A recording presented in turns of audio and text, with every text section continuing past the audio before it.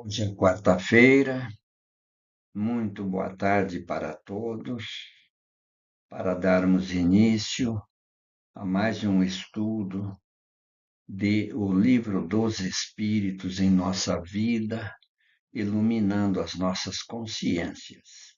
Agradeço de coração pelo carinho, pelo amor que vocês também têm, pelos estudos, pela assistência dos bons espíritos. Então, vamos dar prosseguimento. Hoje, nós continuamos com o capítulo 10, que trata de ocupações e missões dos espíritos. Vamos ver então o que Kardec pergunta e o que os espíritos respondem. Na pergunta 577, quis saber Kardec dos bons espíritos quando um homem faz uma coisa útil, é sempre em virtude de uma missão anterior e predestinada, ou pode ter recebido uma missão não prevista? Respondem as entidades amoráveis. Tudo que um homem faz não é consequência de uma missão predestinada. Nós vamos ver mais à frente o que é a predestinação. Ele é frequentemente um instrumento de um espírito que se serve para fazer executar alguma coisa que considera útil. Então, veja só, o espírito lá do outro lado, na erraticidade, ele deseja escrever um livro. Então, ele precisa de um médium ou de uma pessoa, homem ou mulher, que possa ser o agente especial para que ele possa escrever o livro. Então vamos lá. Por exemplo, um espírito julga que seria bom escrever um livro, que ele escreveria se tivesse encarnado, mas ele não está. O que ele faz? Ele procura o escritor mais apto a compreender o seu pensamento e a executá-lo. Dá-lhe então a ideia, ou seja, o espírito dá a ideia àquele que ele achou apto para escrever o livro, e ele dá a ideia e dirige esta pessoa, o escritor, durante a sua execução. Assim, este homem não veio à Terra com a missão de fazer essa obra, não, mas ele foi influenciado. Acontece o mesmo com alguns trabalhos de arte e com as descobertas. Acrescentemos ainda que durante o sono do corpo, o espírito encarnado comunica-se diretamente com o espírito errante e que se entendem sobre a execução. É verdade. Então, o que acontece? Durante o sono do corpo físico, esse candidato a escritor, que já está em entendimento com esse espírito, eles se encontram no plano espiritual. E lá eles conversam sobre a execução da obra. E nós colocamos aqui como exemplo Chico Xavier e Divaldo Pereira Franco, esses dois luminares do Espiritismo que juntos escreveram aí quase 800 livros, fora as milhares e milhares de mensagens que eles deixaram para todos nós. Então, eles foram esses agentes. Os espíritos superiores encontraram neles o conteúdo necessário para que eles pudessem expressar nos livros o pensamento desses espíritos. Então, vocês vejam que é assim que acontece nas ciências, nas artes, em tudo. Em todos os aspectos, sempre há influência espiritual sobre as pessoas. Na 578, o espírito pode falir na sua missão por sua culpa? Resposta bem simples: sim. Se não for um espírito superior, ele virá a falir, se não tiver a capacidade de sustentar aquilo que pode ser a sua missão. Por exemplo, no plano espiritual, um espírito que ainda não tem aquela força que tem um espírito superior, ele pede uma missão que está acima de sua capacidade. Os mentores espirituais advertem: olha, esse tipo de missão está além de tuas forças. Você poderá fracassar. Não, não, mas eu quero porque eu estou ciente de minhas responsabilidades e eu vou levar a bom termo esta missão. Então, é-lhe concedido. Ele vem e fracassa, porque não tem a têmpera de aço que tiveram esses espíritos como Chico Xavier, o Divaldo, Kardec no passado e tantos luminares do espiritismo. Portanto, muito cuidado quando estivermos no plano espiritual, nunca peçamos além daquilo que os nossos ombros possam suportar. E os mentores espirituais sabem, eles nos dão a missão que precisamos. Na 578A, quais são para ele as consequências, ou seja, consequências para esse espírito que faliu porque não suportou com a missão que lhe foi confiada? Resultado: terá que confiar, terá que reiniciar a tarefa.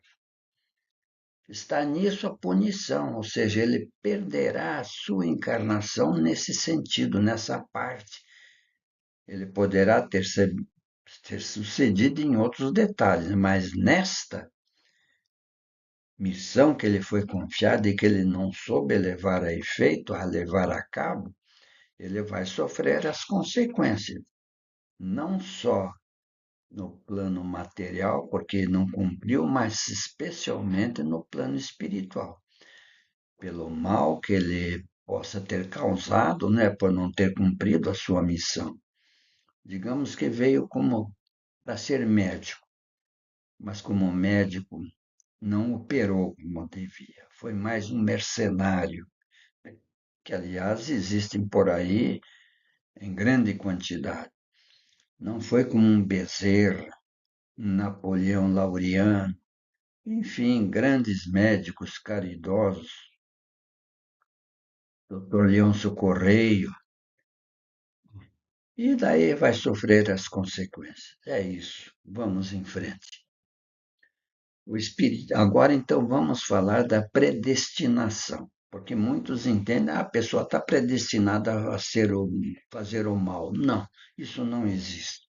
O Espiritismo rejeita a predestinação absoluta, ou seja, a ideia de que o destino, as provações ou a salvação de um indivíduo já estão totalmente traçados por Deus antes do nascimento, sem a possibilidade de escolha.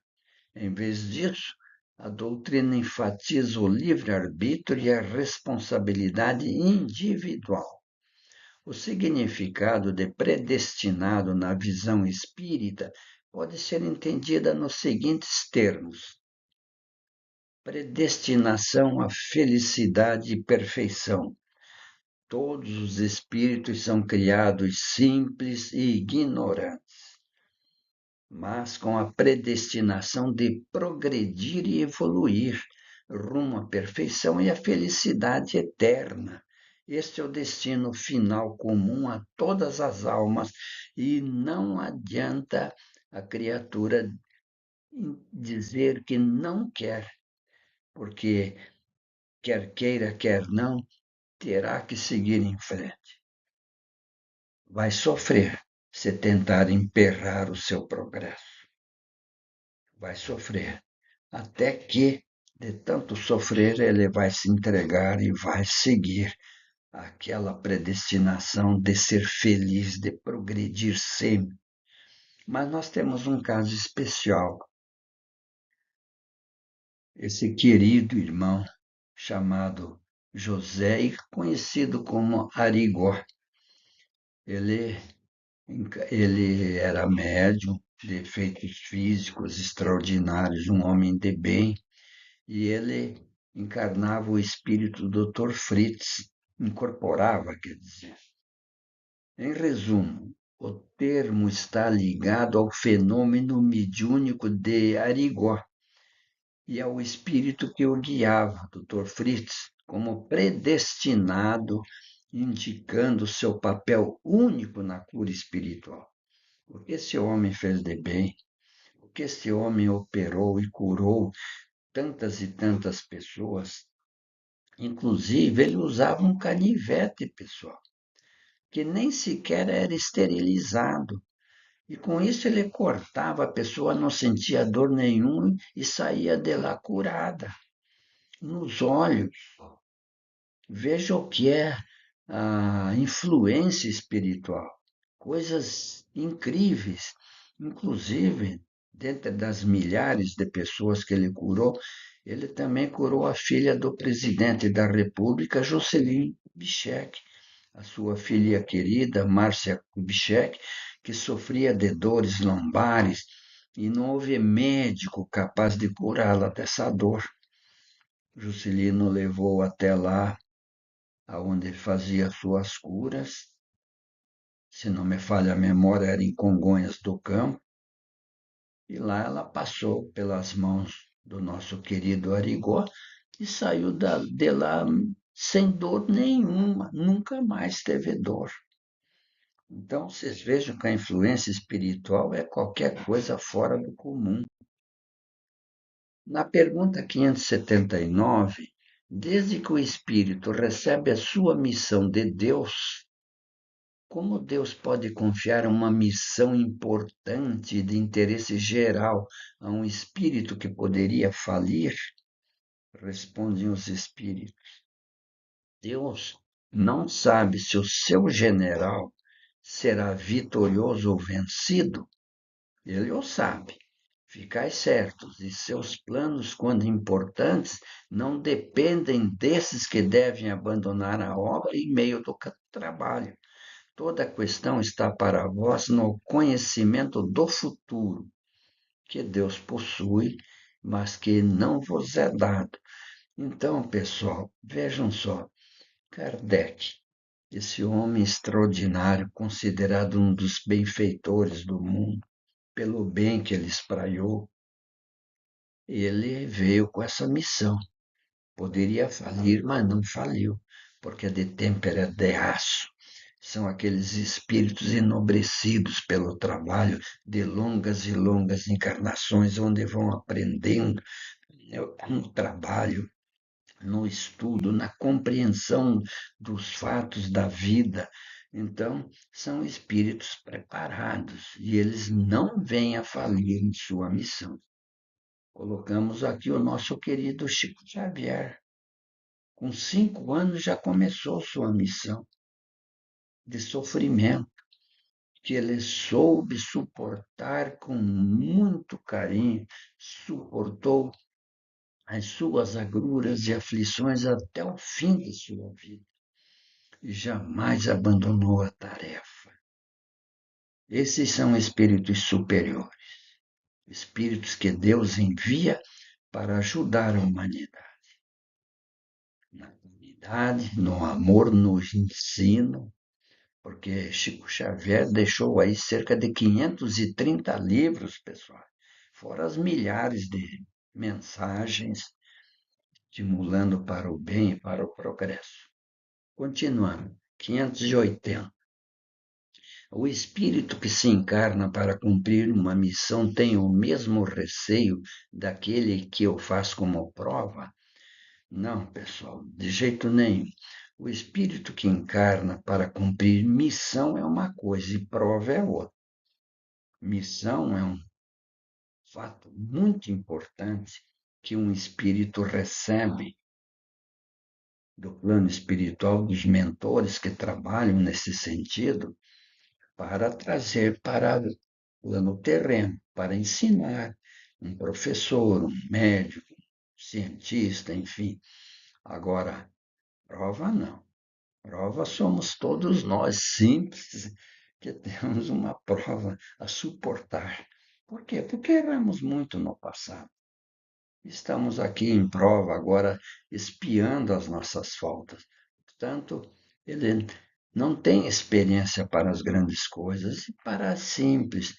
aos quais nós todos cumprimos com muito amor e alegria. Vamos em frente?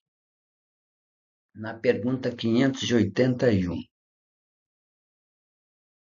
Os homens, que são os faróis do gênero humano, que o esclarecem pelo gênio, têm certamente uma missão, claro que tem, mas no seu número há os que se enganam e que, ao lado de grandes verdades, difundem grandes erros. Como devemos considerar a sua missão? Vejam só, é claro que temos grandes homens, mulheres, que muito fizeram pelo bem da humanidade, mas muitos se enganaram, especialmente no meio religioso, quando deveriam ter a missão de ensinar, de elevar o espírito dessas pessoas, sucumbiram. Então vejam que os espíritos respondem. Como falseada por eles, eles falseiam, estão abaixo da tarefa que empreenderam. É necessário, porém, considerar as circunstâncias. Os homens de gênio devem falar de acordo com o tempo. Claro, cada um vem a seu tempo.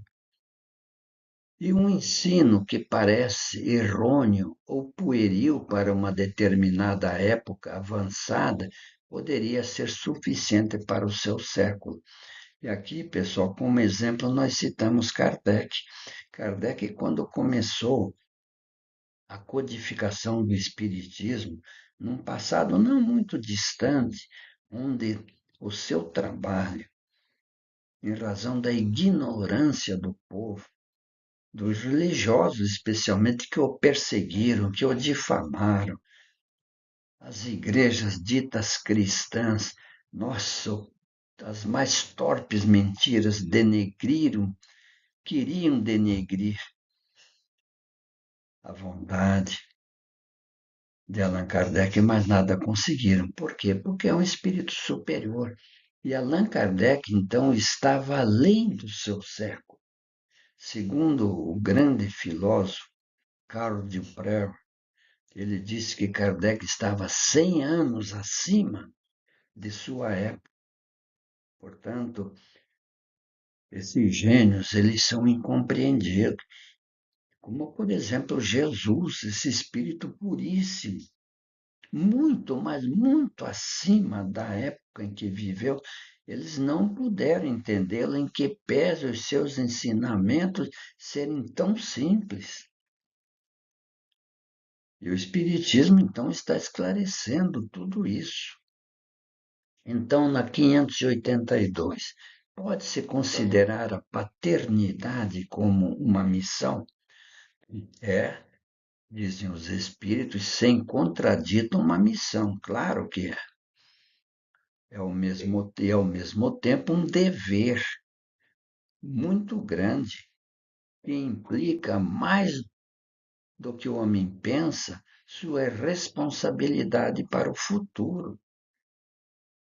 Deus põe a criança sob a tutela dos pais para que esses a dirijam no caminho do bem. Ele lhes facilitou a tarefa, dando à criança uma organização débil e delicada, que a torna acessível a todas as impressões. É por isso que os pais têm a grave responsabilidade de, quando a criança ainda está em tenra idade, inculcar nela a paz, o amor, a bondade, enfim, todas as boas impressões. Mas há os que mais se ocupam de endireitar as árvores do pomar e fazê-las carregar de bons frutos, do que de endireitar o caráter dos filhos. Se estes sucumbir por sua culpa, terão de sofrer a pena e os sofrimentos da criança na vida futura recairão sobre eles, porque não fizeram o que lhes competia para o seu adiantamento nas vias do bem. Consequentemente, esses pais serão punidos rigorosamente porque não souberam dar ao filho ou aos filhos a educação necessária. E este poderá se transviar nos meandros da marginalidade. E os pais, quando passarem para outro lado, eles vão sofrer as consequências desse ato infeliz de acordo com as circunstâncias que tiveram na vida material. Vejam a importância disso. Então, os pais que tomem cuidado nesse sentido, de dar a educação moral e cívica para os seus filhos. Na 583, se uma criança se transviar apesar dos cuidados dos pais, estes são responsáveis, vejam a diferença agora. Não, não serão responsáveis, mas quanto piores as disposições da criança, mais a tarefa é pesada e maior será o mérito dos pais se conseguirem desviá-la do mau caminho. De fato, olha, pessoal, ter um filho, uma filha, um casal de filhos no lar, de filhos imperfeitos, autoritários, maldosos, é uma tarefa para os pais dificílima. E se eles conseguirem vencer as más inclinações dos filhos, estão de parabéns. Agora, os filhos, eles vão penar. Quando passarem para o mundo espiritual, vão reconhecer o erro que cometeram para com os pais que quiseram educá-los e não aceitaram a educação, serão responsabilizados. É como Jesus asseverou: haverá choro e ranger de dentes. Na 583A, se uma criança se torna um bom adulto, apesar da negligência e dos maus exemplos dos pais, estes se beneficiam com isso? Resposta simples: Deus é justo, porque quando uma criança encarna, não é, numa família, é um espírito que já viveu muito, que traz os seus valores morais, espirituais, intelectuais. E mesmo que os pais sejam negligentes, olha, quase não liguem para a educação do filho, se é um espírito já de um certo esclarecimento, ele segue em frente. E é, E se é feliz, não é? Porque então Deus é justo, ele vai dar o galardão àquele que o merece. E nós colocamos um slide aqui para vocês verem, ao olhar para vocês, diz uma entidade, sinto uma profunda gratidão pela bênção de ter uma família tão unida. E olha, como é alegre quando a gente vê uma família, né? O pai de mãos dadas com a mulher,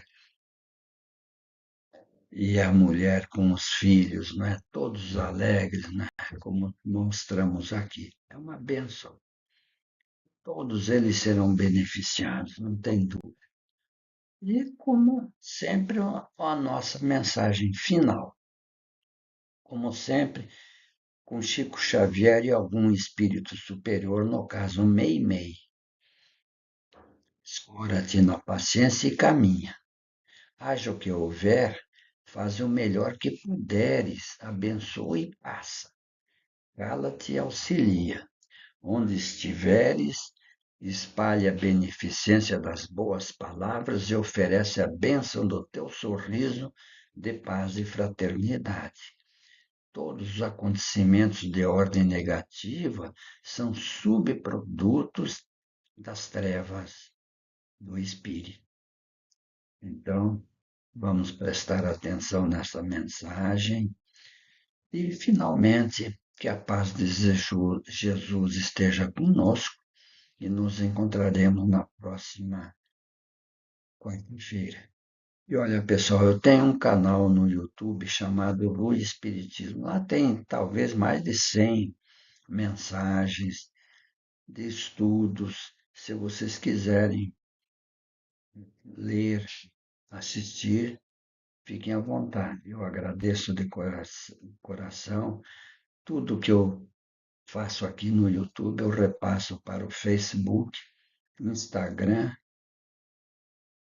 o X, antigo Twitter, e o grupo que nós temos no WhatsApp, chamado Os Mensageiros. Até quarta-feira, se Deus quiser, e uma boa tarde para todos.